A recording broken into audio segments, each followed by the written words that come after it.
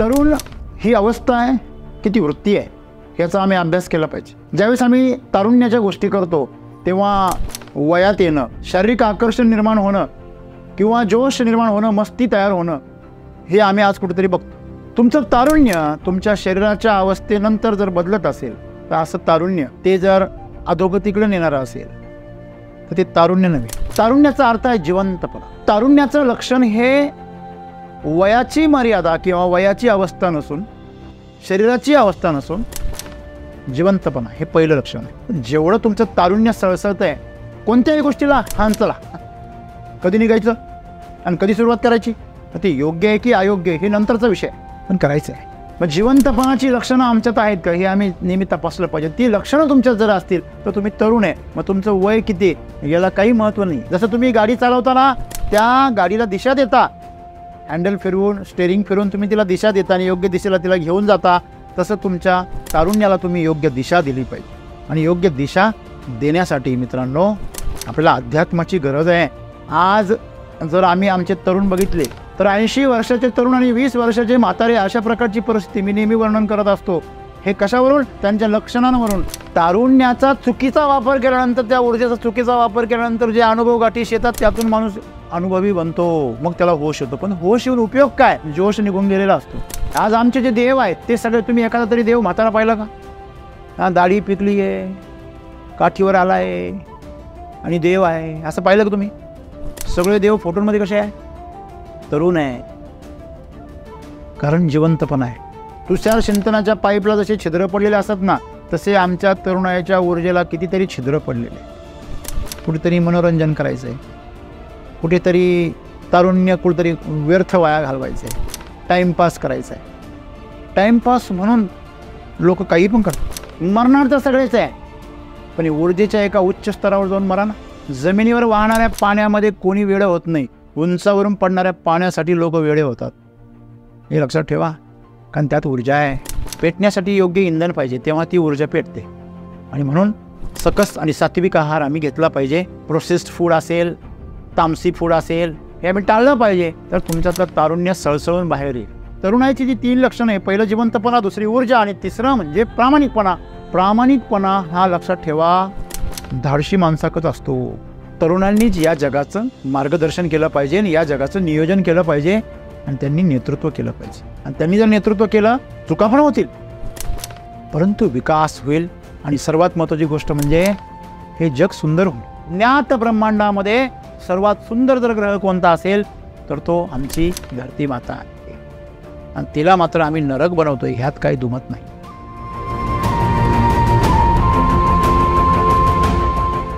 मित्र हो, आपण ज्या जगामध्ये राहतो ते जग आपल्याला सुंदर जर करायचं असेल, त्याच्यामध्ये ऊर्जा भरायची असेल, सळसळतं तारुण्य जर भरायचं असेल, तर त्या जगाचं निर्माण करणारं आणि दिशा ठरवणारं जे रक्त आहे ते पण तरुण पाहिजे.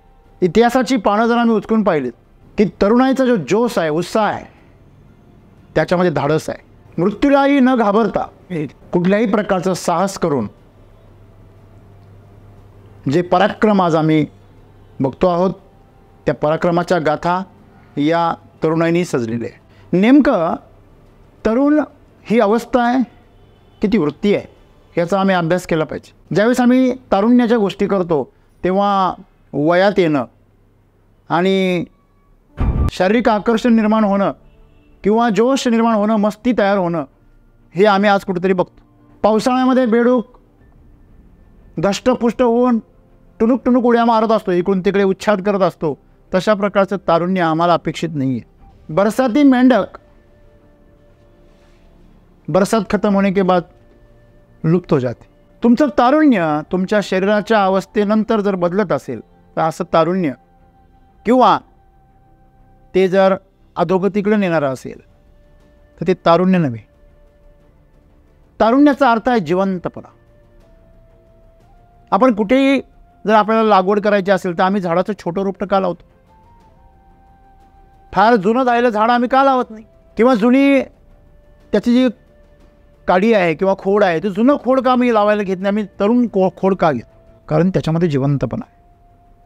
म्हणजे तारुण्याचं लक्षण हे वयाची मर्यादा किंवा वयाची अवस्था नसून, शरीराची अवस्था नसून जिवंतपणा हे पहिलं लक्षण आहे. तुम्ही तरुण आहात तर तुमच्यामध्ये जिवंतपणा असला पाहिजे. आणि जिवंतपणा म्हणजे काय हो?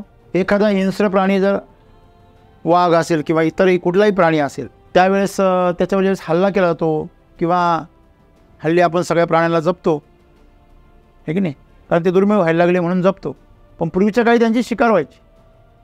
मग जर त्यांच्यापासून बचाव करायचा असेल तर त्यांना ठार मारलं जायचं. आता ते मेले याची खात्री कशी करता? काठीने हलून बघता हां जीव आहे का. किंवा जेव्हा सैन्य लढतं एकमेकासोबत तेव्हा समोरचा शत्रू सैनिक जो आहे तो जिवंत आहे की मेलेला आहे हे कसं शोधता? हलून. त्याला परत गोळी मारली जाते. मेलेला असला तरी गोळी मारली जाते का? चेक करण्यासाठी जिवंत आहे का. जिवंतपणाचं लक्षण आहे हालचाल, सक्रिय असं, रिस्पॉन्स कर. हल्ली घरामध्ये तरुण मुलांना जर हाका मारल्या तर तिसऱ्या हाकेला ओढ येतं. ते पहिल्या 2 हाकेला ते मेलेलंच असतं. झोपेतून नाही हां, तसं असलं तरी हे आमच्या तरुणाईचं लक्षण आहे. त्यांना जर एखादं काम सांगणार असाल तुम्ही किंवा एखादी जबाबदारी देणारा असाल तर ते कोमातच जातात. जिवंतपणाचं पहिलं लक्षण आहे ऊर्जावान, तात्काळ प्रतिसाद देतं, सतत सक्रिय असतं. हे जिवंतपणाचं लक्षण. कुठल्याही कामासाठी हो असतो. जसं जसं माणसाचं वय होतं ना तसं तसं माणसं नाही म्हणायला शिकतात. नको बाबा, जेवढं तुमचं तारुण्य सळसळत आहे कोणत्याही गोष्टीला हां चला, कधी निघायचं आणि कधी सुरुवात करायची ते योग्य आहे की अयोग्य हे नंतरचा विषय आहे, पण करायचं आहे. सुस्त पडण्यापेक्षा आजगरासारखं पाण्यातल्या इरोळ्यासारखं आपण चंचल असलं पाहिजे. धामण पाहिली कशी असते? धामण हा जो साप आहे ना तो क्षणात गायब होतो. आणि इरोळा म्हणतात त्याला, तो जो पाण्यात जो असतो ना सळसळ सळसळ, आता इथे तर नंतर तिथं, एवढी चंचलता असते. लहान मुलं बघा ते काय रे सारखी इकडे तिकडे धावपळ, शांत बसत नाही का?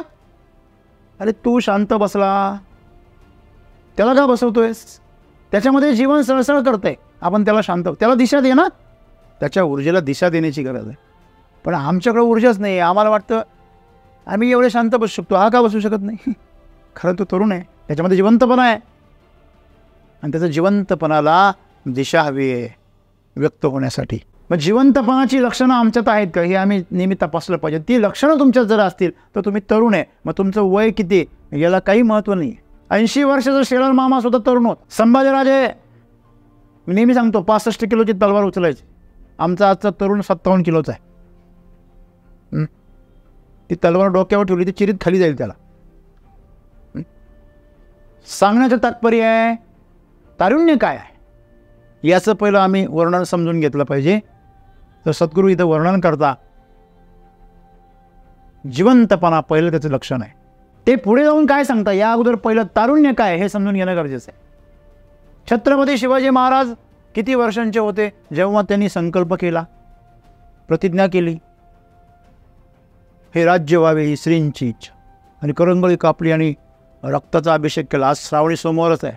तुमचा आवाका किती आहे, तारुण्याचा आवाका किती आहे हे फार महत्त्वाचं आहे. आणि म्हणून तारुण्य तुमच्यामध्ये जे आहे ते जिवंतपणा दाखवतं, ऊर्जा दाखवतं. ऊर्जा, विजेचा गोळा असतो ना तो असा स्थिर नाही बसू शकत. तो त्याचं जे गंतव्य ठिकाण आहे तिथं पोहोचण्यासाठी असा लालायित असतो. का मी कृष्णाच्या एवढ्या गोष्टी सांगतो?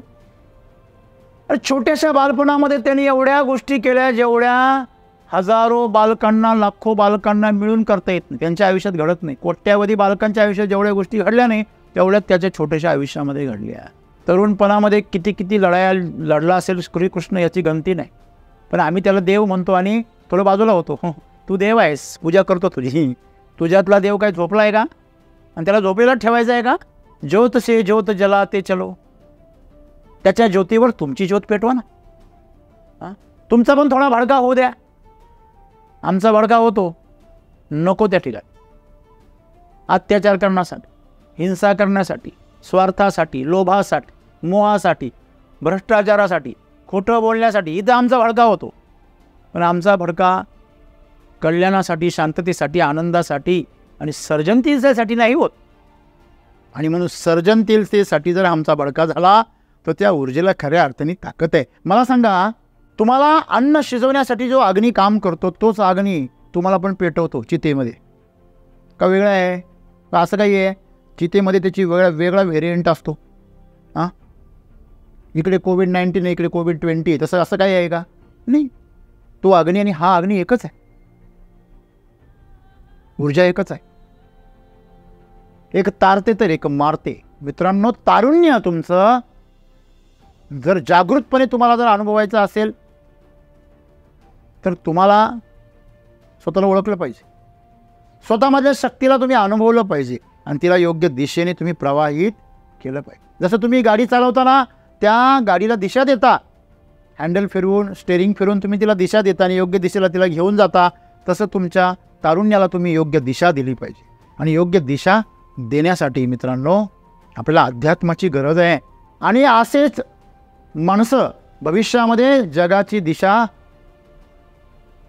कल्याणाकडे नेऊ शकतो, शांततेकडे, आनंदाकडे नेऊ शकतो. तारुण्य जे आहे आमच्यामधलं त्याचं पहिलं लक्षण आहे जिवंतपणा. आज जर आम्ही आमचे तरुण बघितले तर 80 वर्षाचे तरुण आणि 20 वर्षाचे म्हातारे अशा प्रकारची परिस्थिती मी नेहमी वर्णन करत असतो. हे कशावरून? त्यांच्या लक्षणांवरून. अरे पहिल्याच लक्षणामध्ये बाद झाले तुम्ही. तुमचा जिवंतपणा फक्त विशिष्ट ठिकाणी जागृत होतो, म्हणजे तुम्ही पार्ट टाईम तरुण आहात. तुमचं तारुण्य विशिष्ट कृतींसाठी जागृत होतं, इतर कृतींसाठी तुमचं तारुण्य नाही रे थकलो, नाही आत्ता काय मूड नाही, आता तुला पण मूड आणायला चावी द्यावी लागते का? तुमचं तारुण्य जर ढकलगाडीसारखं असेल, धक्का लावल्यावर तुमची गाडी स्टार्ट होत असेल तर दुर्दैवी आहे तुमचं तारुण्य. मग तारुण्यामध्ये जिवंतपणा म्हणजे कमांडोला तुम्ही झोपेत जरी हाक मारली ना आणि लगेच त्या ठिकाणी बंदूक घेऊन उभा राहत, लगेच त्याचं शस्त्र त्याच्या जवळच असतं. हे एवढं त्यांनी स्वतःला काय केलेलं असतं? अलर्ट केलेलं असतं. एक सामान्य माणूस, अगदी पोलीस आणि सैनिक याच्यामध्ये काय फरक आहे? पोलीस आणि सैनिकाच्या दोघांच्या फायटिंगमध्ये पोलीस कधीच टिकू शकत नाही का? आपवाद सोडा, का टिकू शकत नाही? कारण जागृतता, ताकदीचा काही संबंध नाही आहे. जेव्हा आपण वाहन चालवतो तेव्हा ॲक्सिडेंट का होतो? फरक एवढाच आहे, जो जागृत राहतो त्याचा नाही होत, जो अर्धवट शुद्धीवर असतो त्याचा होतो. मग तरुणाईचे ॲक्सिडेंट जास्त का होता? कारण तरुणाई जी आहे तिच्या का फक्त जोश आहे, होश कुठे? होश मात्र पण येतो सगळं संपल्यावर, तो पण जगले तर, म्हणजे हे परत कंसात आहे, अटी लागू, नियम व अटी लागू. तारुण्याचा चुकीचा वापर केल्यानंतर, त्या ऊर्जेचा चुकीचा वापर केल्यानंतर जे अनुभव गाठीस येतात त्यातून माणूस अनुभवी बनतो, मग त्याला होश येतो. पण होश येऊन उपयोग काय? जोश निघून गेलेला असतो. दात आहे तर चणे नाही आहे, चणे आले तर दात गायब झाले, काही उपयोग नाही आहे. तसं तारुण्य आहे तुमचं तर बोधही पाहिजे. तर ते तर तारुण्याचं काय फळ आहे, सुंदर फळ आहे. मित्रांनो, जेवढे तुम्ही आत्तापर्यंत महान व्यक्तिमत्व आठवा ते त्यांच्या तारुण्यामध्येच त्यांच्या कार्यात उतरलेले आहेत. कोणाचं पण नाव घ्या तुम्ही, कोणी पण आठवा. म्हातारे झाल्यानंतर कोणीही जीवनामध्ये क्रांती केलेली नाही आहे. तुम्ही संत महात्मे घ्या, भगवान बुद्ध कोणत्या वयामध्ये घराच्या बाहेर पडले? आम्ही जेवढ्या कहाण्या ऐकतो ना त्या सगळ्या, आज आमचे जे देव आहेत ते सगळे, तुम्ही एखादा तरी देव म्हातारा पाहिला का? हां, दाढी पिकली आहे, काठीवर आला आहे आणि देव आहे असं पाहिलं का तुम्ही? सगळे देव फोटोमध्ये कसे आहे? तरुण आहे, कारण जिवंतपणा आहे. लक्षामध्ये, आमचा जिवंतपणा अर्धा मेलेला आहे, काही काळासाठी जागा होतो. जिवंतपणा तुमच्यामध्ये किती जिवंतपणा आहे हे स्वतःला ओळखा. तुम्ही कुठल्याही कामामध्ये तुम्ही किती वेळ टिकता, ऊर्जा किती तुमच्यामध्ये. ऊर्जेचा संबंध कुठे आहे? क्षमतेशी आहे. स्टॅमिना जास्त कोणाकडे असतो? त्याच्याकडे जास्त ऊर्जा असते. तरुणाईचा काही संबंध नाही. मग तुमच्याकडे जर जास्त ऊर्जा आहे तर तुमच्याकडे जास्त काय आहे? क्षमता आहे. शक्ती पण पाहिजे आणि दम पण पाहिजे. एखादी वस्तू उचलायची ताकद याला म्हणायचं शक्ती, आणि ती वस्तू वर धरून ठेवायची ताकद त्याला म्हणायचं दम. या दोन्ही गोष्टी तरुणाकडे असतात. मग ते तुमच्याकडे आहे का हे आम्ही तपासलं पाहिजे. आजच्या तरुणांनी हे प्रश्न स्वतःला विचारले. ऊर्जेचा अर्थ आहे तेज. जसे तुषार सिंचनाच्या पाईपला जसे छिद्र पडलेले असतात ना, तसे आमच्या तरुणाईच्या ऊर्जेला कितीतरी छिद्र पडलेले. कुठेतरी मनोरंजन करायचं आहे, कुठेतरी तारुण्य कुठेतरी व्यर्थ वाया घालवायचं आहे, टाईमपास करायचा आहे. टाईमपास म्हणून लोक काही पण करतात. एकदा एक कुत्रा पेट्रोल प्याला आणि साऱ्या गावात फिरायला लागला. आणि जेव्हा त्याचा मालक डॉक्टरकडे गेला, वेटरनरी डॉक्टरकडे, आणि म्हटला, अहो डॉक्टर साहेब माझ्या कुत्र्याला वाचव. तर म्हणजे काय झालं? म्हणजे पेट्रोल प्याला. म्हणे मग करतोय काय? म्हणे पळतोय साऱ्या गावभर. म्हणे घाबरू नका. म्हणे का? म्हणजे पेट्रोल संपलं का थांबेल. कसं आहे, आमच्या तारुण्याचं जे पेट्रोल आहे ते संपलं का आम्ही थांबतो. ब्रह्मचर्य जे आहे ते तुमच्या ऊर्जेचं काय करतं? संगोपन करतं. लक्षात ठेवा, मरणार तर सगळेच आहे, पण ऊर्जेच्या एका उच्च स्तरावर जाऊन मरा ना. झाड जन्माला आलंय म्हटल्यावर ते कधी ना कधी मरणार आहे. 300 वर्षांनी, 400 वर्षांनी, 500 वर्षांनी मरणार आहे. पण मरायच्या अगोदर त्यांनी गगनचुंबी उंची गाठली पाहिजे ना. नाही तर कुठेतरी झुडूप म्हणून जन्माला यायचं आणि तसंच मरायचं. असं जर तुमचं जगणं असेल तर त्या जगण्याला अर्थ नाही. ऊर्जा जरूर खर्च करा, पण ती उच्च लेवलला नेऊन खर्च करा. जमिनीवर वाहणाऱ्या पाण्यामध्ये कोणी वेडं होत नाही, उंचावरून पडणाऱ्या पाण्यासाठी लोक वेडे होतात. हे लक्षात ठेवा, कारण त्यात ऊर्जा आहे, जिवंतपणा आहे. लहान मुलाकडे सगळे आकर्षित होतात, तरुणांकडे सगळे आकर्षित होतात. गुणवत्ता जी आहे ती कशात? ते तारुण्यात आहे. हे सद्गुरूंना सांगायचं. जिवंतपणा आहे आणि ऊर्जा आहे. लक्षात घ्या, ऊर्जा म्हणजे तुमच्यामध्ये क्षमता आहे, टिकण्याची क्षमता आहे.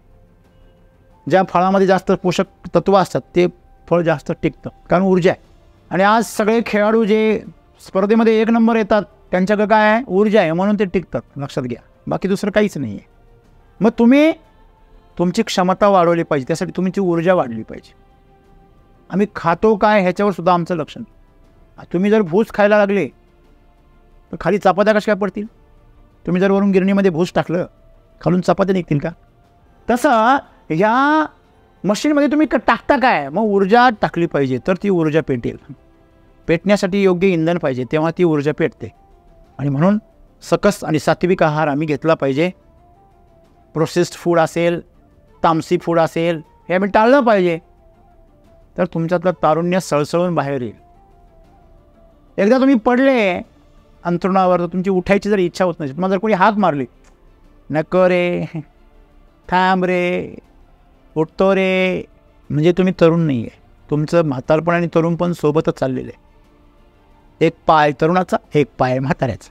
तुमचं तगडक तगडक नाही राहत घोडा, तुमचा तगडक खबडक, तगडक खबडक. बऱ्याच जणांचा खबडक खबडकच राहतो, कधी कधी तगडक तगडक. जर असं तारुण्य आम्हाला जर अनुभवायला मिळत असेल तर असं आयुष्य आम्ही शाप म्हणून जगतो आहोत. निघून जाणार आहे, हे दिवस निघून जाणार आहे तुमच्या हातामधून. काही काळासाठी आहे फक्त, आणि तोच काळ फार महत्त्वाचा आहे. आणि तो काळ तुम्ही जर टिकवला तर तुमच्या तारुण्याला कुठे डंक नाही लागणार. तुम्ही तरुणाई किती खर्च करता हे महत्त्व, तुमची ऊर्जा किती खर्च होते हे महत्त्वाचं नाही आहे. तुम्ही ऊर्जा किती निर्माण करता हे जास्त महत्त्वाचं आहे. तुम्ही निर्माण केली की ती खर्च होण्याची इच्छा दाखवणारच आहे. मला सांगा, तुम्ही तुमच्या शरीरामध्ये जर ऊर्जा निर्माण केली तर ती खर्च होणारच आहे ना, कुठेतरी खर्च होणारच आहे. चुकीच्या ठिकाणी बरोबर ठिकाणी होऊ द्या. चुकीच्या ठिकाणी भेट झाली तर काहीतरी शिकायला मिळेल, आणि बरोबर ठिकाणी झाली तर काहीतरी पुढे जाण्याची प्रगतीची दिशा मिळेल. म्हणजे तरुणाईची जी 3 लक्षणं आहे, पहिलं जिवंतपणा, दुसरी ऊर्जा, आणि तिसरं म्हणजे प्रामाणिकपणा. प्रामाणिकपणा हा लक्षात ठेवा धाडशी माणसाकच असतो. कुणीतरी असं म्हणेल की असं कसं बोलता तुम्ही, गरीब माणूस प्रामाणिक नसतो का, कमजोर माणूस प्रामाणिक नसतो का, अशक्त माणूस प्रामाणिक नसतो का? त्याच्याकडं प्रामाणिकपणा असण्यासाठी काय असतं? शक्ती कुठे आहे? त्याला त्याच्या जीवाची कायम भीतीच असते. मला सांगा, दुबळा माणूस खरे बोलू शकतो का ठामपणे? दुबळा माणूस लाचार असतो. तो लाचार माणूस कधीही आपल्या मतावर ठाम राहू शकत नाही. जेव्हा शक्ती कमी होते, जेव्हा मृत अवस्था जवळ येते, मरण जवळ येतं, तेव्हा माणसं लाचार होतात. पण जेव्हा एखाद्या तरुणाबरोबर जर तरुणी चालली असेल तर तिच्याकडं कानाडोळा करायची फारशी हिंमत कुणी करणार नाही. पण जर बापाबरोबर मुलगी चाललेली असेल तर मात्र तिच्याकडे बघतात, तिची छेड काढण्याची पण डेअरिंग करतात. का बरं? त्यांना माहिती आहे हे म्हातारं आहे, ऊर्जा कमी आहे. कधी कधी म्हातारे पण अजब भेटतात, तो भाग वेगळा.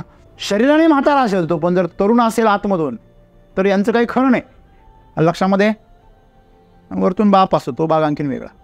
सांगण्याचं तात्पर्य असं आहे की तुम्ही जर आतून तरुण असाल तर तुमच्यामध्ये प्रामाणिकपणा असा कुठून भरलेला असतो. माणूस लबाड्या करतोच का? मला सांगा, तुमच्याकडे सगळं आहे, भरपूर आहे, तुम्ही लबाडी कराल? ज्याच्याकडे नाही आहे, कमतरता आहे, तो लबाडी करतो. ज्याच्याकडे आहे तो लबाडी कशाला करेल? मला सांगा, तुमच्याकडे भरपूर जेवण आहे तर तुम्ही शेजारचा लाडू घ्याल का? उलट त्याला म्हणा, खाऊ लागतो का मला थोडं? लक्षात घ्या, लोभ हा प्रकार वेगळा आहे. परंतु मी जे तुम्हाला सांगतोय की ज्याच्याकडे समृद्धी आहे, त्याच्याकडे प्रचंड ऊर्जा आहे, त्याच्याकडे प्रचंड जिवंतपणा आहे, त्याच्याकडे प्रामाणिकपणा असतो. आणि जर त्याला प्रामाणिकपणाची जोड असेल तर ते तारुण्य खरोखर एखाद्या अलंकारासारखं आहे, एखाद्या हिऱ्यासारखं आहे मुकुटावरच्या. आणि मग अशा तारुण्याच्या हातामध्ये या जगाचं काय पाहिजे? नियोजन पाहिजे. त्यांनी या जगाला मार्गदर्शन केलं पाहिजे. आता पाठीमागे बघा एक ट्रेंड आला होता का तरुणांना संधी द्या आणि तरुणांना सरपंच करा. तर ज्या ज्या भागामध्ये तरुणांना संधी दिली तर जास्तीत जास्त प्रमाणामध्ये त्या गावांचा विकास झाला, चांगल्या गोष्टी घडल्या. तरुणांनीच या जगाचं मार्गदर्शन केलं पाहिजे आणि या जगाचं नियोजन केलं पाहिजे आणि त्यांनी नेतृत्व केलं पाहिजे. आणि त्यांनी जर नेतृत्व केलं, चुका पण होतील परंतु विकास होईल. आणि सर्वात महत्त्वाची गोष्ट म्हणजे हे जग सुंदर होईल. जसं जग आम्ही अपेक्षा करतो तसं जग जर आम्हाला हवं असेल तर त्या जगासाठी तरुणांनी पुढे आलं पाहिजे. पण सर्वात अगोदर मी जे तुम्हाला सांगितलं, तरुणाची व्याख्या नीट समजून घेणं गरजेचं. आणि तशा प्रकारच्या तरुणांच्या हातामध्ये या मार्गदर्शनाची काय जबाबदारी पाहिजे. मग आज आम्हाला पृथ्वी ज्या पद्धतीने आम्ही जिच्यामध्ये जगतो आहोत ती पृथ्वी आणखीन सुंदर होईल. जी जागा आम्ही, ज्या जागेवर आम्ही राहतो, आमचं जीवन व्यतीत करतो, ती जागा अधिक अधिक सुंदर बनत चालेल, अधिक अधिक काय बनत चालेल? छान बनत चालेल. माणसं आज पृथ्वीवर राहता आणि मेल्यावर स्वर्गात जाऊ अशी अपेक्षा करता. बऱ्याच जणांना बघा, जुनी भोळी बाबडी माणसे, त्याला विचारतो, काय रे बाबा तू का बरं म्हणजे चोऱ्या करत नाही, खोटं बोलत नाही, फार पूजाबिजा करतो, फार म्हणजे हे देवदेव वगैरे कायसाठी? नाही बाबा, मेल्यावर स्वर्गात जायचं, स्वर्ग भेटला पाहिजे. स्वर्ग इथेच आहे आणि नरकसुद्धा इथेच आहे, तो कुठे वरती नाही आहे.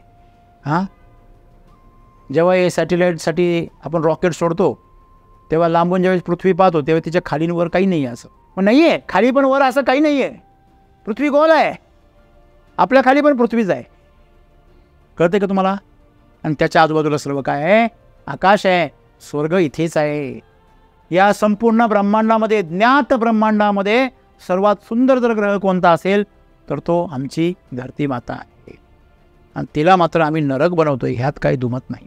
हे सगळे वृत्तीने आणि बुद्धीने जे म्हातारे झालेले आहेत ना, त्यांच्या हातातून सत्ता आणि मार्गदर्शनाची जबाबदारी काढून घेतली पाहिजे आणि तरुणांच्या हातामध्ये सोपवली पाहिजे असं सद्गुरू म्हणता ते या अर्थाने.